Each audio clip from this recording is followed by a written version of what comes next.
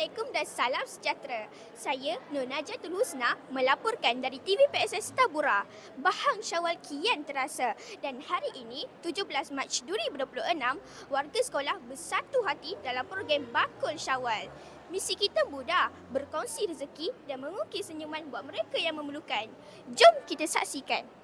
Fajar menyingsing, semangat membara, warga Tabura satu suara. Bukan sekadar kata-kata di bibir, kasih kita mengalir bagai air.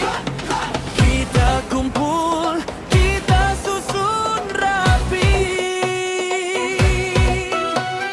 tanda ingatan ikhlas dari hati. Warga prihatin, misi kami. Ulurkan tangan, ringankan beban. Siapa lagi kalau bukan kawan? Satu sekolah, satu tujuan. Syawal yang indah kita raikan.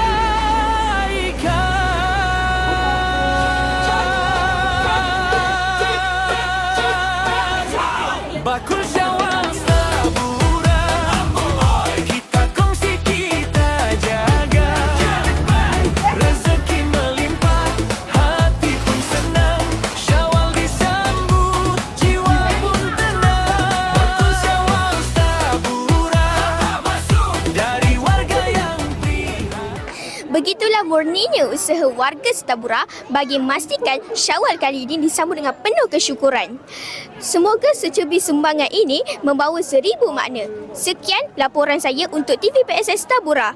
Mata kami, cerita anda. Jangan lupa like, share and subscribe. Selamat Hari Raya. Maaf Zaidah batin. Bye. Prihatin, senyuman terpancar, duka pun hilang. Kasih Tabura